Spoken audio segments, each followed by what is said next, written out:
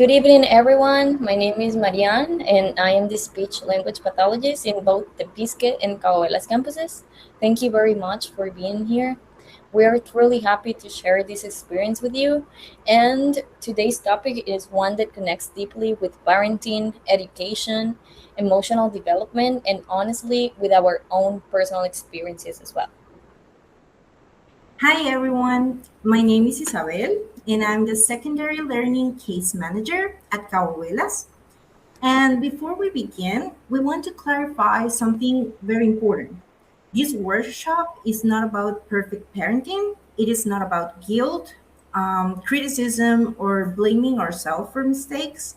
The purpose of tonight is simply to reflect on how our words, attitudes, and everyday interactions can have lasting emotional impact on children and adolescents. I do really think what makes this topic so meaningful is that all of us as adults still remember certain phrases from childhood. Some phrases made us feel supported and valued, and others probably stayed with us because they hurt. And actually, that is the reflection question we would like to start with. We invite you to think about this for a moment about what a phrase from your childhood do you still remember today? Yeah, it's interesting how quickly memories appear when we hear that question. Yes, because words carry emotional meaning. Children may forget specific moments over time, but they often remember how certain words made them feel. And many times, repeated phrases become part of the way that the children see themselves. So, Isa, could you explain what emotional coupons actually are? Because I think the name itself creates curiosity immediately. Of course, the concept of the emotional coupons comes from the transactional analysis. This analysis was developed by a psychiatrist named Eric Berne. The transactional analysis focuses not only on personality, but also on the communication and the human relationships. Within this framework, emotional coupons are used like a metaphor to describe the emotional messages people accumulate throughout the life. So basically, it means that every interaction leaves some kind of emotional mark. Yes, every time a child receives encouragement, criticism, comparisons, affection, rejection, support, or emotional invalidation, that experiences become emotionally stored. Over time, these emotional experiences influence in the self-esteem, in the confidence, in this emotional regulation, in relationships, and even in the identity. Yeah, and I think something important here is that emotional coupons are not only about words. Sometimes children react more to tone, facial expressions, or the emotional environment itself. Absolutely. Children are extremely sensitive to emotional communication. So, emotional coupons can also be transmitted through tone of voice, reactions, silence, sarcasm, comparisons, emotional presence, or the way that us as adults respond to mistakes. And because childhood and adolescence are periods where the identity is still forming, all of these emotional messages can become deeply significant. Yeah, one thing I personally found very interesting while preparing this workshop was understanding the difference between emotions and feelings. Because honestly, I used to use those words as if they meant exactly the same, but I know they don't. And many people do, but understanding the difference help us better understand children emotionally. An emotion by itself is an immediate reaction from the brain and the body to a situation or a stimulus. Emotions are automatic, temporary, intense, and natural. So they could be fear, sadness, anger, joy, or surprise. So this means that emotions themselves are not negative. No, emotions are necessary and healthy. The difficulty usually appears when emotions are constantly ignored, minimized, or invalidated. I also think that many adults grew up hearing phrases like stop crying, you are overreacting, that's not a big deal. And even though those phrases are often said with good intention, children may interpret them as my emotions are wrong, I should hide what I feel, or what I feel does not matter. Yes, and eventually children may stop expressing emotions openly. Yes, but emotions do not disappear simply because they are ignored. Many times, emotional distress later appears through irritability, withdrawal, perfectionism, anxiety, aggression, or even the emotional shutdown. Okay, so and feelings are different because they involve interpretation and thought, correct? Exactly. A feeling develops when an emotion becomes connected to a thought and a meaning.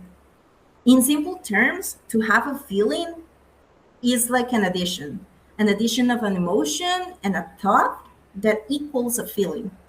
For example, a child may feel fear after making a mistake, but if the child starts thinking, I always disappoint people, that emotional experience may later become feelings of shame or insecurity. Well, that's so interesting. I also think that something many families notice today is that children and adolescents seem emotionally overwhelmed more often than before. Definitely. We can see that in the classroom every day, us as teachers, that many children today experience anxiety, pressure to perform, overstimulation, fear to failure, emotional exhaustion, and constant comparison.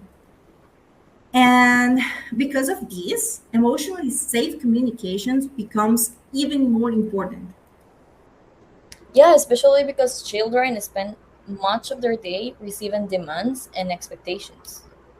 Exactly. And we see this at school every day: academic expectations, social expectations, behavioral expectations, and sometimes children begin feeling valued only when they perform well. That is why the emotional environment at home plays such a critical role. Ideally, home should also represent a safe space where children can feel emotionally safe, respected, listened to, and accepted beyond any performance. Yeah, one thing I also found very important is understanding the emotional coupons are usually not created by one isolated comment. Exactly.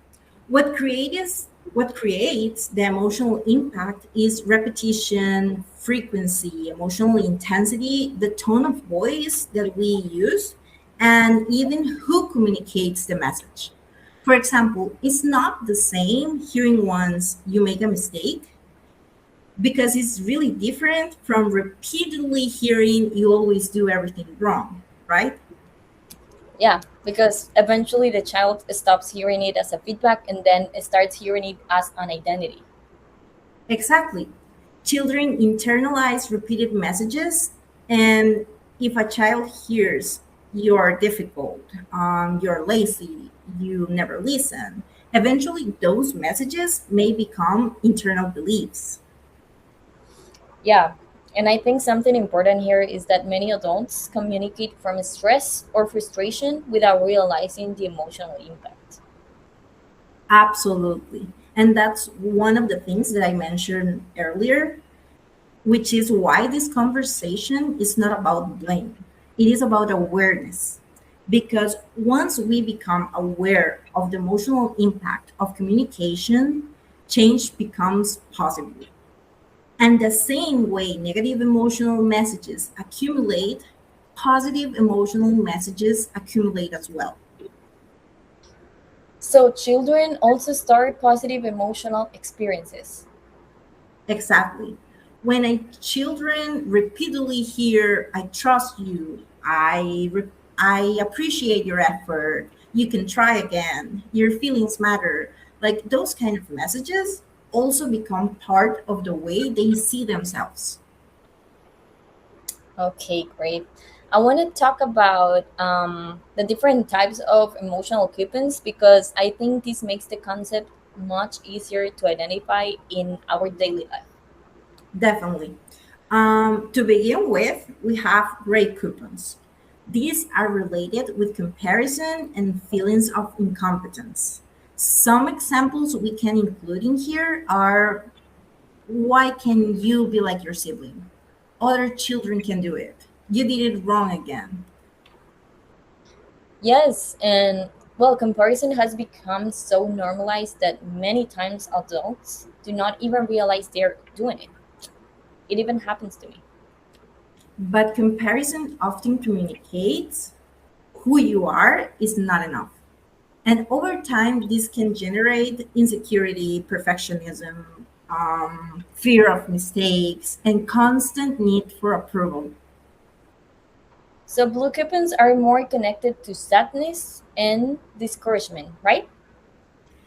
Yes, these are our second type of coupons. Blue coupons communicate emotional devaluation. Some examples can be, you're ruining everything, you never try hard enough, or you're useless.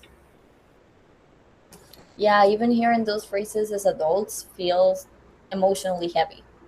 Exactly. And imagine hearing them repeatedly as a child whose identity is still developing. These messages can contribute to low self esteem, hopelessness, emotional withdrawal, sadness, and lack of motivation. Yeah, sometimes children stop trying because emotionally they no longer believe they are capable. Exactly. I think many adults today probably grew up hearing red coupons. Most likely, yes. And those are our other kind of coupons. Red coupons are connected to authoritarian communication and emotional invalidation. Examples like, because I said so, you don't get an opinion, you're just a child. Yeah, these type of phrases usually end communication immediately. And over time, children may respond with anger, rebellion, resentment, or emotional shutdown because communication becomes most centered on power rather than connection. Then I want to talk about white coupons, which are connected more with fear and guilt. Yes, white coupons. These messages are often linked to punishment, shame, or rigid expectations, like, good children don't behave like that. You better behave. If you do that, there will be consequences. And these kind of messages can create anxiety, excessive guilt, fear of making mistakes, and sometimes people pleasing behaviors. Yep. And finally, the emotional coupons that strengthen emotional development, the golden coupons. These ones are my favorites. Golden coupons are emotionally nurturing messages that help children develop confidence, resilience, emotional security, healthy self esteem, and emotional regulations. We can include some examples of phrases like, I trust you, I'm proud of your effort, thank you for trying again, your feelings matter, mistakes are part of learning. Yeah, but I think something important to clarify here is that positive communication does not mean the absence of limits. Absolutely.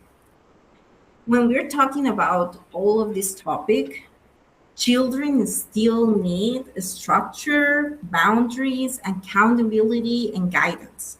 However, behavior can be corrected without attacking the identity.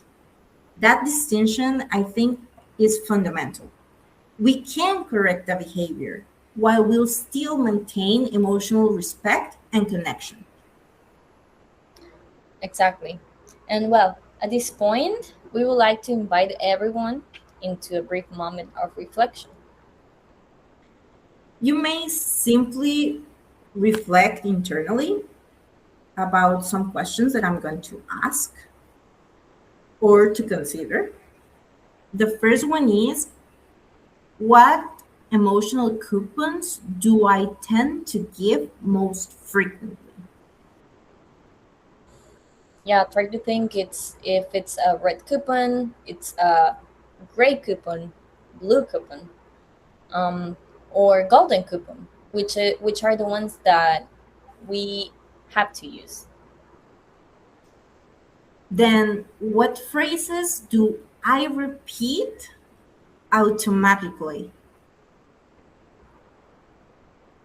Yeah, try to think if you use any of the phrases we mentioned before, like the comparison ones. Do we tend to compare our children? Then, which emotional messages did I inherit from my own family?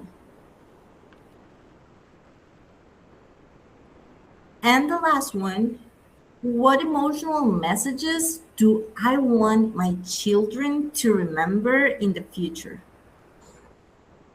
Yes, I think it's important to let them know that they are valued, that they are important, that they are capable, that they are smart, all these things. And one of the things I personally take away from tonight is the reminder that children build part of their identity through repeated emotional experiences. Exactly. And the main purpose of this workshop is awareness. It's not about becoming perfect parents. There are no perfect parents. We all make mistakes. We all lose patience sometimes. The goal in here is not perfection. The goal is awareness, intentional communication, and emotional repair when it's necessary. Yes, because words can either become emotional wounds or emotional strength. We decide what we want. Yes, and often children may forget specific situations, but they rarely forget how adults consistently made them feel. Small changes in our communications can have a profound emotional impact over time. Well, as we come to the end of our time together, I would like to go back to where we started. At the beginning of this workshop, we asked you to think about a phrase from your childhood that you still remember today. And what we have explored throughout this conversation is that there is a reason those words stayed with us. Words have power to become part of our internal narrative. They can influence the way we see ourselves, the way we relate to others, and even the way we respond to challenges throughout our lives. Tonight, we have talked about emotional coupons not as a theoretical concept, but as something that is present in our daily interactions with our children and adolescents. We explored how children accumulate emotional messages through our words, our tone of voice, our reaction, our expectations, and even through the moments when we choose to listen or not listen. We reflected on the difference between emotions and feelings and how children need safe spaces to experience, express, and understand their emotional world. We also discussed how repeated messages can gradually become beliefs. Beliefs such as I am capable, I am important, I am loved, or unfortunately, I am not enough, I always fail, my feelings don't matter. And while this realization can feel like overwhelming, it is also incredibly hopeful because it reminds us that every interaction is an opportunity to build a connection. One of the ideas that resonated most with me tonight is that children do not necessarily need perfect adults. They just need emotionally available adults. Adults who are willing to pause before reacting, adults who are willing to listen before correcting, adults who are willing to remain curious about what is happening underneath a behavior. Mhm. Absolutely. Because when we approach our children with curiosity rather than judgment, we begin to ask different questions. Instead of asking, what's wrong with you? We begin asking, what happened? What are you feeling? What do you need? Or how can I support you? And those questions, I think that are the ones that create connection. And connection creates trust. And the trust that we create also creates the emotional safety that every child needs in order to grow, learn, and develop a healthy sense of themselves. Yeah, I think that is one of the most beautiful takeaways from tonight. That communication is not simply about getting children to behave, it is about building relationships, relationships where children feel seen, relationships where they feel heard, relationships where they know they are valued even when they make mistakes. And that brings us to something very special about our community here at La Paz. One of the things that makes La Paz unique is that we are committed not only in the academic growth, but also to the development of the whole child. A community that values empathy, a community that values meaningful relationships, a community that believes that learning happens best when people feel safe and connected and understood. And that work cannot happen only at school. It happens because when families and educators work together with a shared purpose. So before we finish, we would like to thank you all. Thank you for being here tonight. Thank you for making time for these conversations. Thank you so much for being willing to reflect, learn, and grow alongside your children. And thank you so much for being such an important part of La Paz community. As you leave tonight, we would like to invite you to carry one final reflection with you, and is what emotional coupons do I want my child to carry into childhood? Years from now, when they think about the people who helped shape them, what messages do I hope they remember? Perhaps I believe in you, you're capable, you're loved, your voice matter, your feelings are important. You can make mistakes and still be worthy of love and respect because ultimately the emotional coupons we give today become the inner voice our children carry with them tomorrow. Thank you for being here. Thank you for your partnership and thank you for helping us build a community rooted in compassion, connection, and curiosity. Thank you, everyone. We truly appreciate your presence and your commitment to raising emotionally healthy children. Have a wonderful evening.